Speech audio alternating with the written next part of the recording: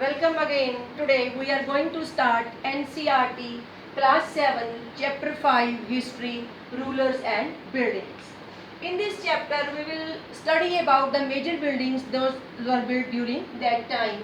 As we know that there was no technical development at that time, and it is very surprising how these buildings were formed and how the construction activity took place at that time. First of all, we will talk about Qutub Minar. It was the first balcony of the Qutub Minar was built by Qutbuddin Aibak in 1199, and in its making numerous geometrical designs and small arches were made, and art and architecture was a part of life during that time. There were two basic structures prevalent at that time between 8th and 18th century. First structure was for the king. In this structure there were palaces, gardens, forts and residences. The second structure was for common men. In this structure there were temples, mosques and bazaars. Now building towns and temples was a symbol for the king's reputation. We can say the good quality of structures or the big structures the king was making, his or her reputation was to increase. Then comes the Agra fort. It was built by Akbar, and in its making 2000 stone cutters were used and 2000 cement and lime makers were there, and 800 laborers did work in the construction of Agra fort. Now engineering were very much developed during that time. There were two basic structures. One was trapezoid structure and another was arcuate structure. Trapezoid structure was prevalent during 8th and 13th century, and there were temples, mosques, tombs and buildings come in this category. And what was done in this? There were two walls, we can say, and on these walls there was a piece of wall fit. It was put in that a style that horizontally it was to be fit on these walls. This was called trapezoid structure. And in arcuate structure, this structure was semicircle in shape, we can say. And in this structure there was keystone in between, and the weight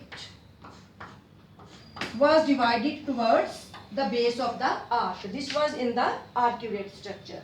Now building temples, mosques and tanks. How these temples were constructed during 12th century? Because there were no big cranes at that time, and to make big buildings at that time was a challenging job, because the temples were a symbol of devotion and power of the king.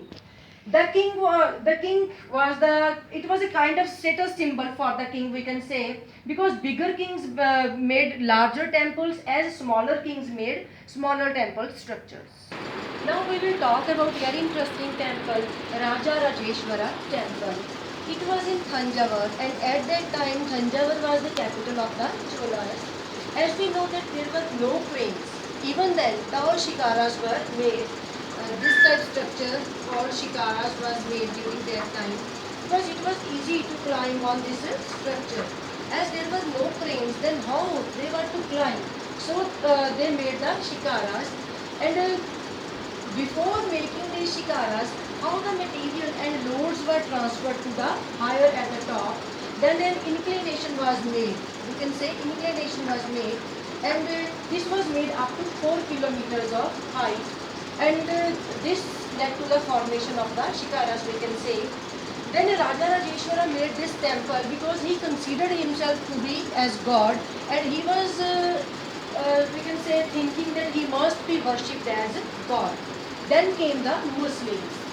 Next came the Muslims. They considered themselves as the shadow of God, not as God, not to be worshipped as God, only considered themselves as the shadow of God.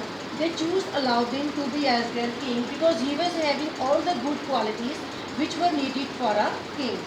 Then the concept of Ab came. Ab means water. This is a Persian term which means water.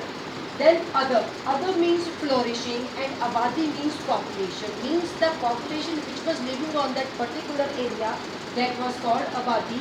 And Adab and Abadi words were originated from word Ab, we can say. Then the sole idea was that the regions are surrounded by water during that time.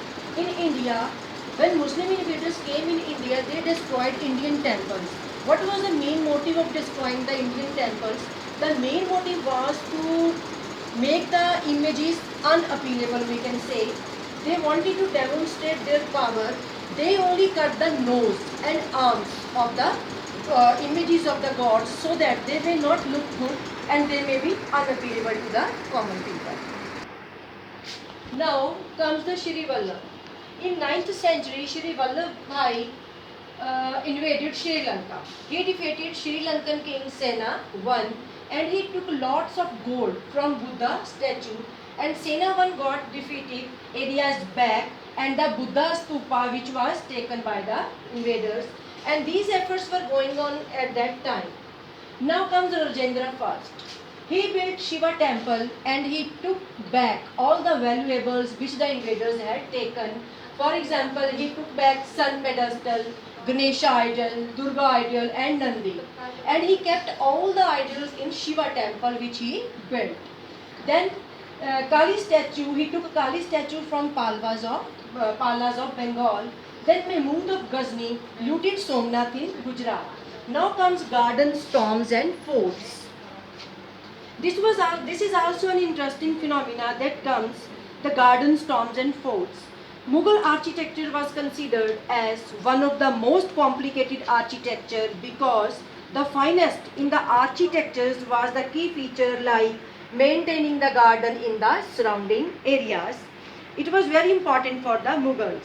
So, while constructing any place, any fort, the outer area, garden area was very important, and these gardens were made in rectangular shape, and enclosure with 4 gardens there were bisector as symmetrical distribution in quarters.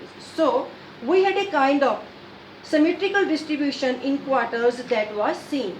So some beautiful Chahar Bags were made by Akbar, and this was later developed by Shah Jahan and Jahangir. Now Akbar's architects turned to the tombs to the central area and ancestor Taimur. Later on, Humayun tomb were also built and it had similar features of, we can say, Char Bagh. Humayun's tomb was similar to that. Another built-in tradition was 8th paradise called the Central Hall, which was surrounded by 8 rooms. The buildings were constructed with red sandstone and white marble. It was Shah Jahan's contribution when it comes to architecture. We already know the Taj Mahal. Now, what was some of the Mughal architecture that were built during Shah Jahan? So, his capital, he started with Agra and he had made 40 pillared wall and which was built in Agra. There was also an audience hall that was similar to the mosque. So, that was known as Qibla, and the Qibla means the direction towards which the Muslims turned their face while offering their prayers. So this was known as Qibla, and that was the construction that took place during Shah Jahan's time. Suno, yeah. Qibla. Qibla was the direction faced by the Muslims while offering their prayers. Then the main idea was to provide justice to all. Shah Jahan made his capital at Agra, and later on he built Taj Mahal. After that he moved to Shah Jahanabad. Dara Shikoh was his favorite son and only he was allowed to move to Shah Jahanabad. Then region and empire. Muslim invaders and Muslim invasions were coming up, but then still art and architecture was, we can say, preserved at that time, and intermingling was an important concept at that time. Then Vijayanagar kingdom, and then we had Elephantas tables which was brought from art and architecture of Golconda and Bijapur. Then Vrindavan gardens in Mathura, those were similar to the Mughal palaces at Fatehpur Sikri. Then intermingling of architectural style. We had people from Bengal coming up. Mughal people were creating domes. Then we had the Akbar's capital at Fatehpur Sikri, which had idea from Gujarat and Malwa. During 12th century, as in India, we see intermingling of ideas. Similarly, also there were developments taking place in France. In France, churches were built and there were huge structures with glass and with a kind of art and architecture that were seen, and That style was known as Gothic architectural style, and this was all about the rulers and buildings. Thank you. Have a good day ahead.